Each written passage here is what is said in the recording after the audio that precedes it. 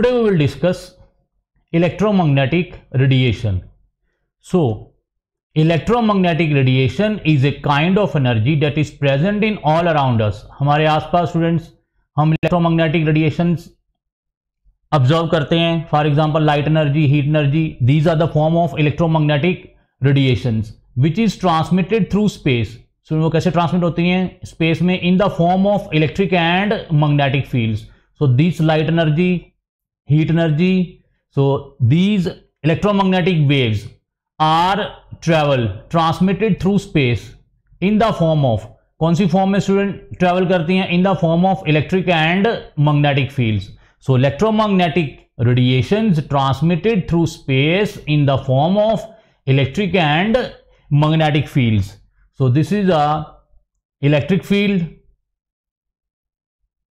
This blue colored wave is a electric field, and this red color, this wave is a magnetic field. So these two electric and magnetic fields combine to form electromagnetic radiations. So electromagnetic radiations composed of electric field and magnetic field. So examples, visible light जो आप देखते हो student वो क्या है? Example of electromagnetic radiation. Radiant heat energy, जो heat energy है सन से आती है स्टूडेंट, वो भी क्या है? Electromagnetic radiations. Radio waves, communication waves, आपकी X rays, gamma rays are some examples of electromagnetic radiation. So these are the examples of electromagnetic radiation. Visible light, radiant heat energy, radio waves, X rays, gamma rays, microwaves etcetera are examples of electromagnetic radiation. And again, electromagnetic radiations are composed of electric field and magnetic field. This is a magnetic field oscillation and this is electric field oscillation. When both electric field and magnetic field combined together, then form electromagnetic radiation. अब वो कैसे student electric field और magnetic field vectors की direction क्या होती है वो मैं अभी आपको बताता हूँ. सो सबसे पहले तो आप ये देखिए, electromagnetic radiations are composed of electric field oscillations and magnetic field oscillation. So when electric and magnetic fields combine together, then there is a production of electromagnetic radiations. ठीक है student? These do not require any medium to propagate. Student ये बहुत important point है, ये कई बार competition में भी आ जाता है. इलेक्ट्रोमैग्नेटिक रेडिएशंस को ट्रैवल करने के लिए, ट्रांसमिट करने के लिए कोई भी किसी भी मीडियम की जरूरत नहीं है. Even electromagnetic radiations can be transmit in vacuum also. So electromagnetic radiations do not require any medium to propagate. Propagate means travel करना, ट्रांसमिट करना. So these radiations can also transmit in vacuum. ठीक है students? And they do not require any medium to propagate. Medium हो चाहे ना हो, electromagnetic radiations can travel, propagate in any medium and they do not require any medium. ये medium dependent नहीं है student. According to Maxwell's theory, तो सबसे पहले हमें electromagnetic radiations के बारे में किसने बताया था? मैक्सवेल ने. According to Maxwell theory and electromagnetic radiation as क्या स्टूडेंट? electromagnetic रेडिएशन आपकी oscillating electric field and oscillating magnetic field. So oscillating electric and magnetic fields student वो क्या आपकी electromagnetic radiations. And these travel as waves. Student ये कैसे travels करती हैं electric field and magnetic field? Waves की form में. किसकी फॉर्म में? वेव्स की फॉर्म में. और कैसे ट्रेवल करती हैं? Planes perpendicular to each other. मतलब electric field perpendicular to magnetic field. Student ये इलेक्ट्रिक फील्ड का सिंबल है E और B is a symbol of magnetic field. और जब electric field perpendicular to magnetic field and also perpendicular to direction of propagation, मतलब अगर आपकी electric field x axis में है, एक्स एक्सिस में प्रोपेगेट हो रही है, आपकी मैग्नेटिक फील्ड वाई एक्सिस में प्रोपेगेट हो रही है, तो स्टूडेंट जो इन दोनों की जब दोनों कंबाइंड हो जाएंगी तो क्या बनेगी? Electromagnetic waves. अब जो इलेक्ट्रोमैग्नेटिक वेव्स प्रोपेगेट होंगी वो कौन से प्लेन में होंगी स्टूडेंट? जेड एक्सिस में. वो कौन से प्लेन में होंगी? जेड एक्सिस में. Because electric field and magnetic field are perpendicular to each other and also perpendicular to the path of propagation. Means अगर इलेक्ट्रिक फील्ड ऑसिलेशंस की डायरेक्शन आपकी एक्स एक्सिस की तरफ है, मैग्नेटिक फील्ड ऑसिलेशंस की direction आपकी Y axis की तरफ है, तो स्टूडेंट जो इन दोनों को मिला के जो इलेक्ट्रोमैग्नेटिक रेडिएशंस बनेंगी उसकी डायरेक्शन क्या होगी, Z axis, because x axis perpendicular to y axis and perpendicular to z axis. These x, y, z axes are perpendicular to each other. So likewise electric field, magnetic field और इन दोनों को combine करके जो electromagnetic radiations बनेंगी student वो क्या होंगी, electromagnetic radiations की जो प्रोपेगेशन होगी वो इलेक्ट्रिक फील्ड और मैग्नेटिक फील्ड दोनों के क्या होंगी, परपेंडिकुलर. मतलब ये अगर एक्सेस की तरफ है, ये अगर वाई एक्सिस की तरफ है, मतलब इलेक्ट्रिक फील्ड मैग्नेटिक फील्ड क्या हो गए स्टूडेंट, आपस में परपेंडिकुलर. तो जो इलेक्ट्रोमैग्नेटिक रेडिएशंस की प्रोपेगेशन है वो क्या है, जेड एक्सिस की तरफ, मतलब जेड एक्स के भी परपेंडिकुलर है, जेड वाई के भी परपेंडिकुलर है. फिर से देखिए स्टूडेंट, अगर इलेक्ट्रिक फील्ड आपकी एक्स एक्सिस की तरफ है, मैग्नेटिक फील्ड आपकी वाई एक्सिस की तरफ है, जो इनको मिला के इलेक्ट्रिक फील्ड इलेक्ट्रोमैग्नेटिक रेडिएशंस बनेंगी स्टूडेंट उनकी डायरेक्शन क्या है, जेड एक्सिस. अब जेड एक्स के भी परपेंडिकुलर है, जेड वाई के भी परपेंडिकुलर है. It means these electric and magnetic fields are perpendicular to each other and जो इलेक्ट्रोमैग्नेटिक रेडिएशंस प्रोड्यूस हुई वो इलेक्ट्रिक फील्ड के भी परपेंडिकुलर है, मैग्नेटिक फील्ड के भी परपेंडिकुलर है. मतलब electromagnetic radiations are perpendicular to the plane. So these travel as waves. अब स्टूडेंट ये इलेक्ट्रिक एंड मैग्नेटिक फील्ड्स कैसे ट्रैवल कर रही हैं, in the form of waves. And waves क्या है, आपस में क्या है, ये परपेंडिकुलर टू ईच अदर, आपस में परपेंडिकुलर है. एंड आल्सो और किसके परपेंडिकुलर है, डायरेक्शन ऑफ प्रोपेगेशन के. So electromagnetic radiations are perpendicular. So electromagnetic radiations consist of electric field and magnetic field, and these electric and magnetic fields are perpendicular to each other and also perpendicular to the path of propagation.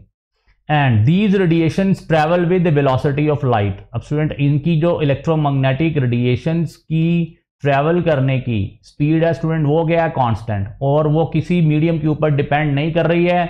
अब जब किसी medium के ऊपर depend नहीं कर रही है, इसका मतलब इसकी जो वेलोसिटी है स्टूडेंट वो ऑलवेज क्या होगी, कांस्टेंट. क्या होगी, कांस्टेंट. और ये कांस्टेंट वेलोसिटी कितनी है, जितनी वेलोसिटी ऑफ लाइट है. सो लाइट की वेलोसिटी कितनी है, 3 × 10⁸ मीटर पर सेकेंड.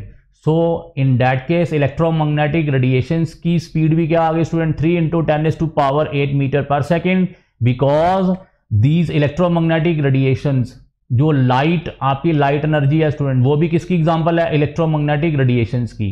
तो अगर लाइट की स्पीड 3 × 10⁸ मीटर पर सेकेंड है स्टूडेंट, तो इलेक्ट्रोमैग्नेटिक रेडिएशंस की स्पीड भी क्या होगी, 3 × 10⁸ मीटर पर सेकेंड. ठीक है स्टूडेंट.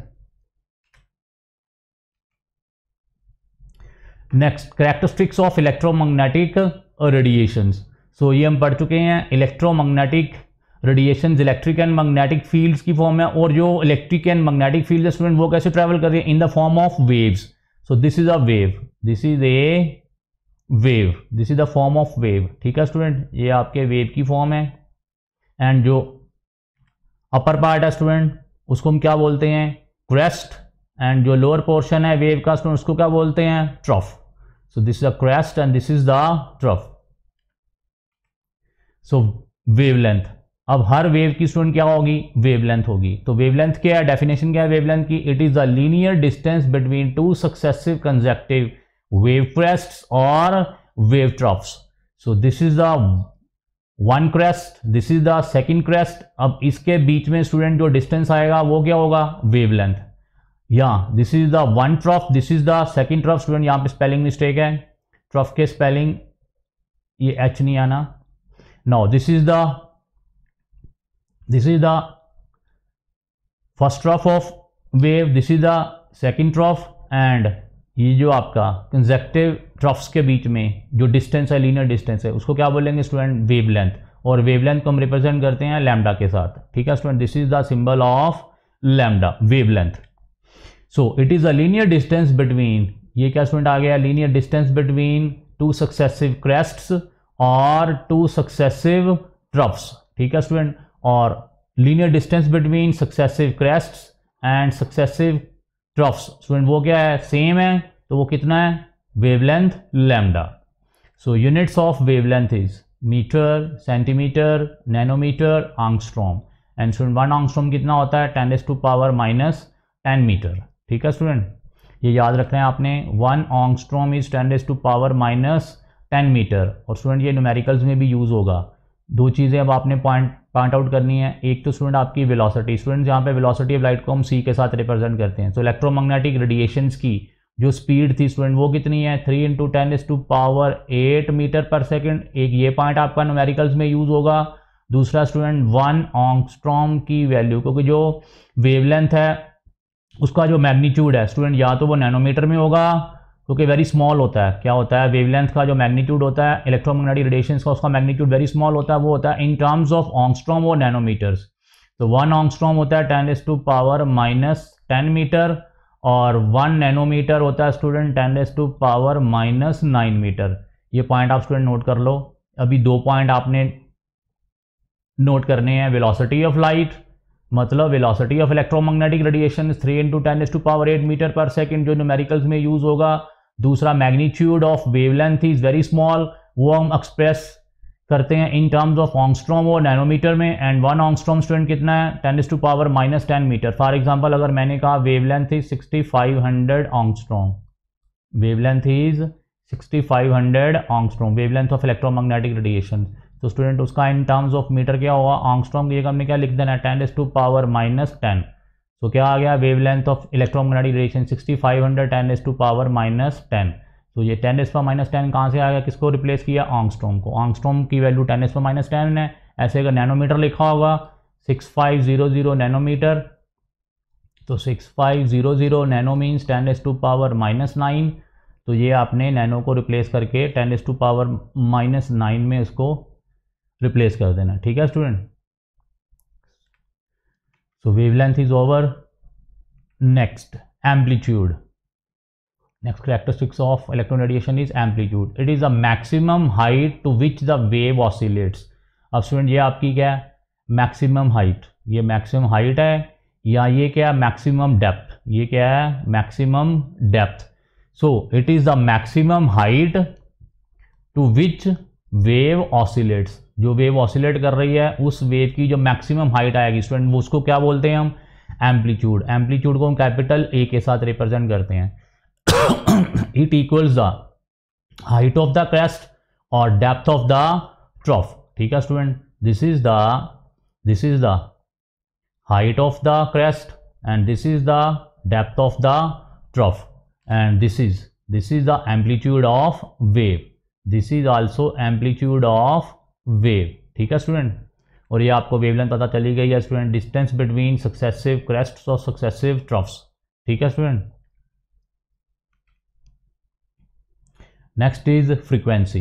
फ्रीक्वेंसी को हम न्यू के साथ रिप्रेजेंट करते हैं, this is symbol of nu. It is defined as number of wave crests और wave troughs that pass through a given point per second.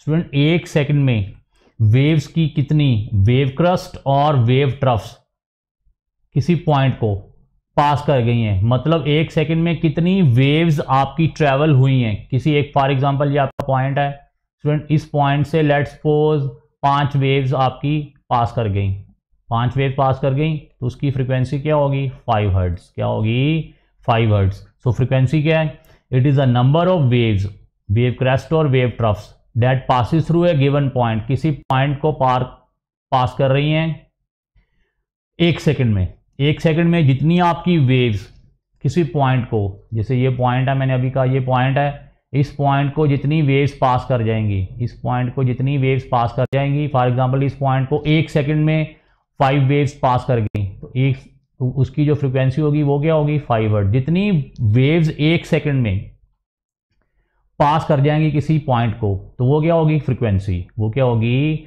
Frequency. तो its unit is, it is expressed in terms of पर second. सो इसके units क्या है student, पर second, because frequency is number of waves crosses पर second, तो units फिर क्या हो गई, नंबर ऑफ वेव्स के तो कोई यूनिट नहीं है स्टूडेंट, ये तो नंबर है 5 है, जैसे 5 वेव्स ट्रैवल कर गई, ये तो नंबर है 5, तो ये क्या आ गया पर सेकंड। तो फ्रिक्वेंसी के यूनिट्स क्या आ गए पर सेकंड। और स्टूडेंट इसको हर्ट्ज भी बोलते हैं, स्पेलिंग है HERTZ, और स्टूडेंट इसको रिप्रेजेंट करते हैं HZ के साथ। ठीक है स्टूडेंट, हर्ट्ज ये साइंटिस्ट था जिसने ये फ्रिक्वेंसी सबसे पहले फाइंड आउट की थी। सो दैट्स वाई फ्रिक्वेंसी के यूनिट्स आपके क्या हैं, पर सेकंड भी हैं। It is also called as hertz. ठीक है स्टूडेंट। सो अब स्टूडेंट फॉर एग्जांपल इसकी फ्रीक्वेंसी क्या है, ज़्यादा क्यों है, क्योंकि फॉर एग्जांपल ये किसी पॉइंट को, ये एक पॉइंट है स्टूडेंट, अब इस पॉइंट को 1 सेकंड में ये नंबर ऑफ वेव्स क्या है स्टूडेंट, ज़्यादा है, ये पार कर गई, ये इस पॉइंट से पास कर जाएंगी, तो इसकी फ्रीक्वेंसी क्या होगी, ज़्यादा। अब स्टूडेंट ये क्या है, अब ये हम सेम पॉइंट ले लेते हैं, इधर भी और इधर भी। अब स्टूडेंट ये नंबर ऑफ वेव्स के हैं, ये नंबर ऑफ वेव्स आपको ज़्यादा लग रही हैं, और ये नंबर ऑफ वेव्स क्या है स्टूडेंट, आपको कम लग रही हैं।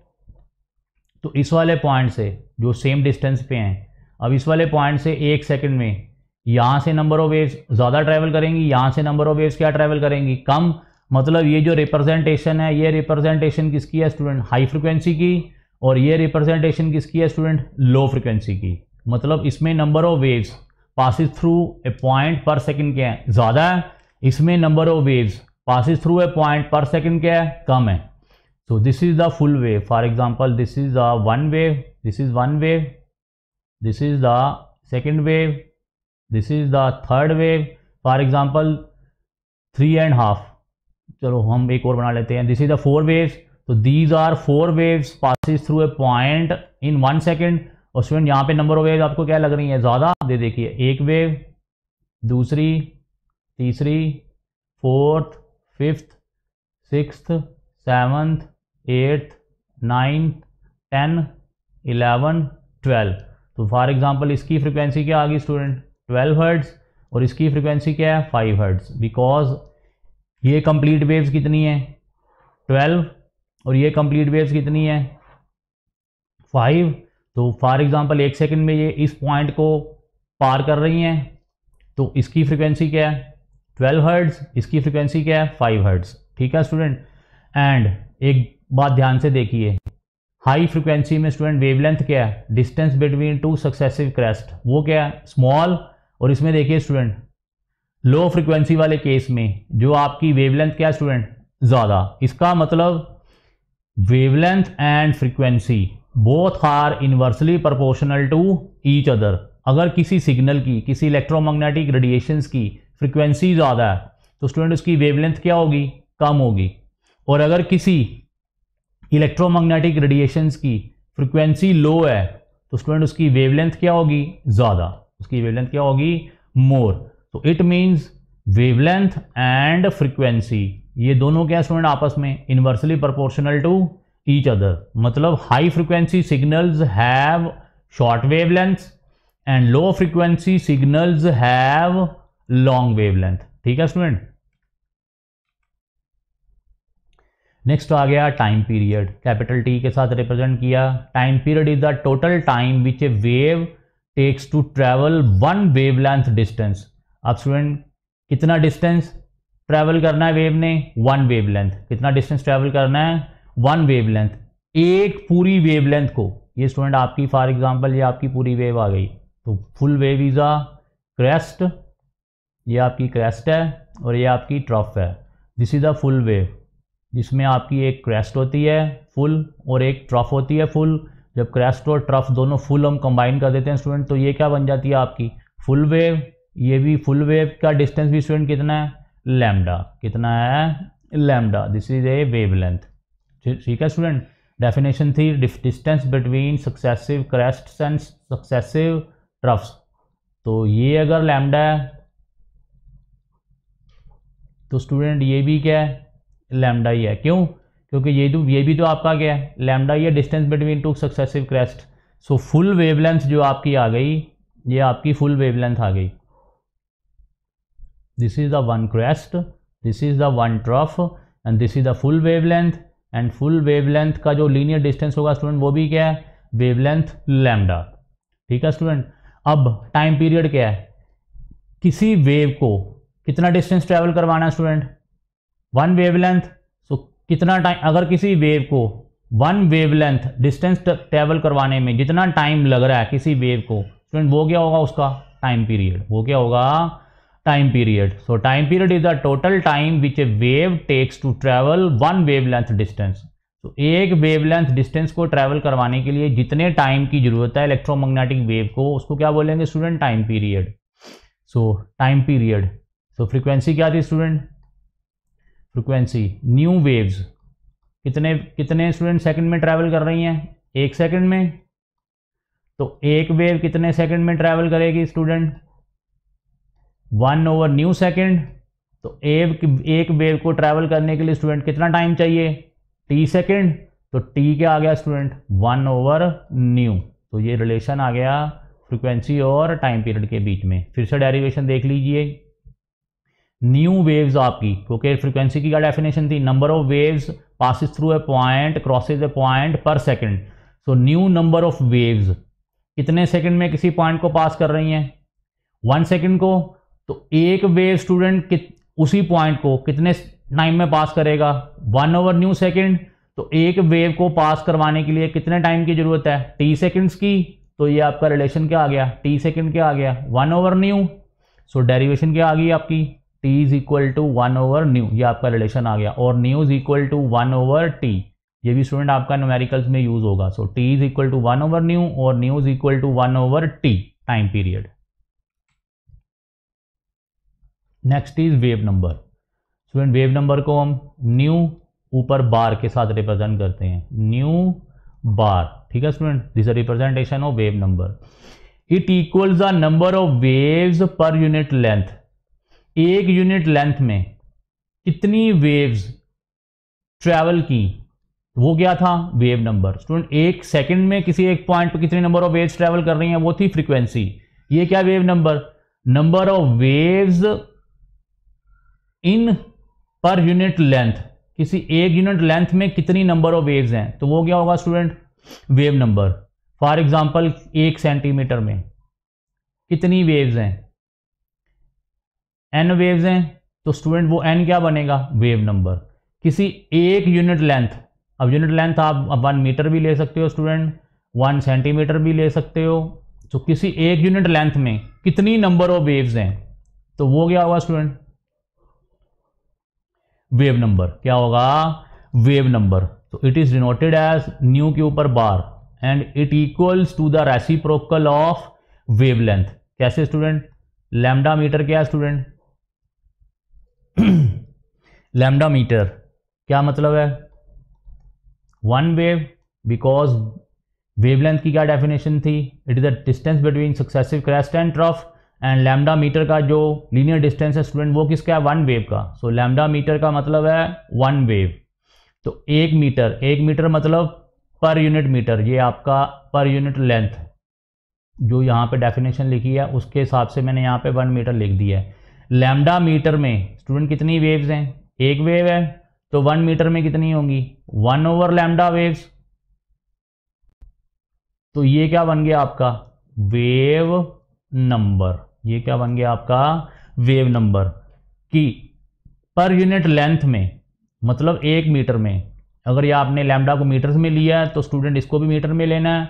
अगर लैम्डा को आपने सेंटीमीटर में लिया है तो इसको भी आपने सेंटीमीटर में लेना है। सो लैम्डा मीटर में नंबर ऑफ वेव्स कितनी है स्टूडेंट, 1 वेव।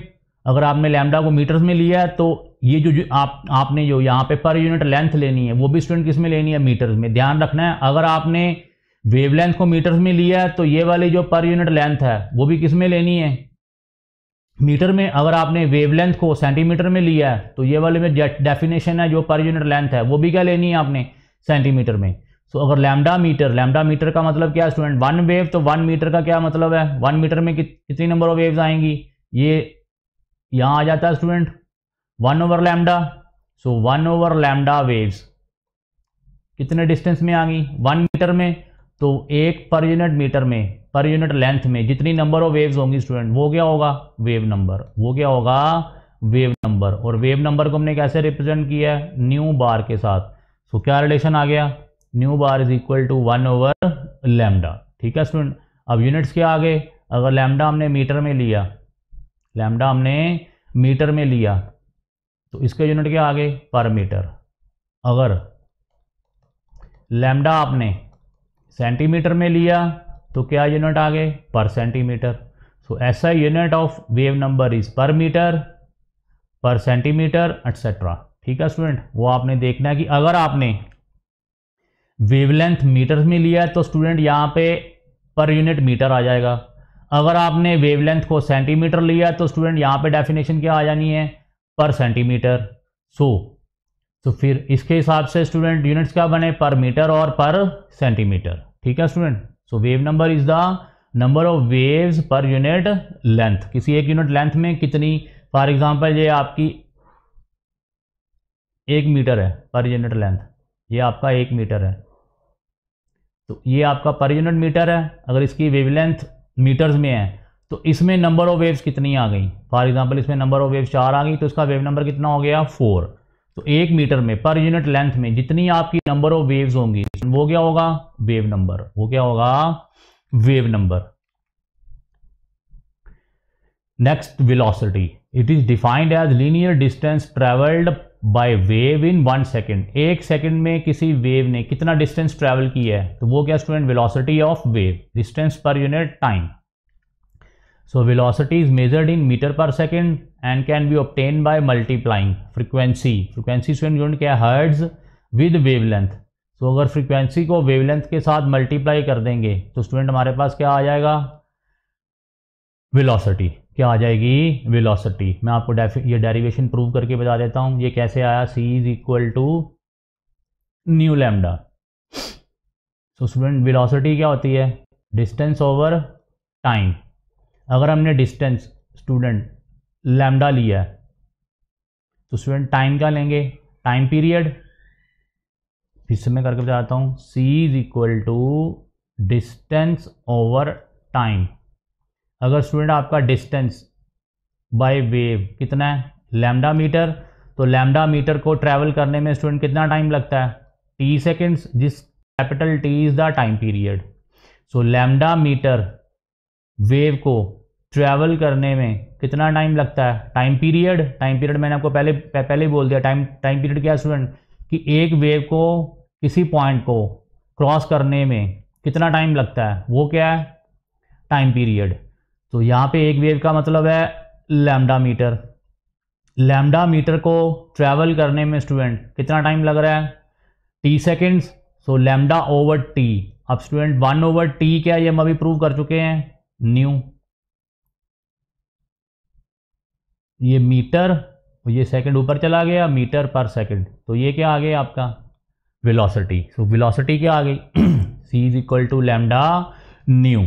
फिर से मैं आपको करके बता देता हूँ student, c is equal to distance travel by wave in per unit time. अगर आपका distance travel by wave lambda metre है तो स्टूडेंट उस वेव को ट्रैवल करने को टाइम कितना लगेगा, t second.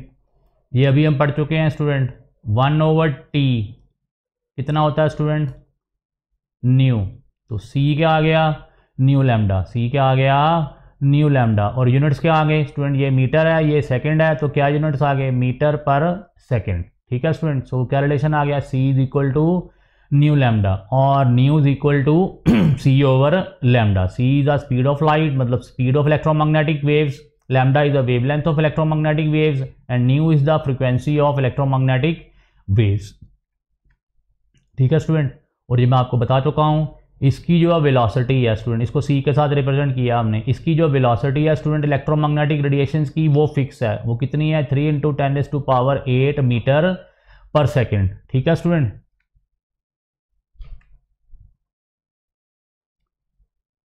So students next आ गया प्लैंक्स क्वांटम थ्योरी। तो स्टूडेंट ये हम नेक्स्ट लेक्चर में पढ़ेंगे। थैंक्स।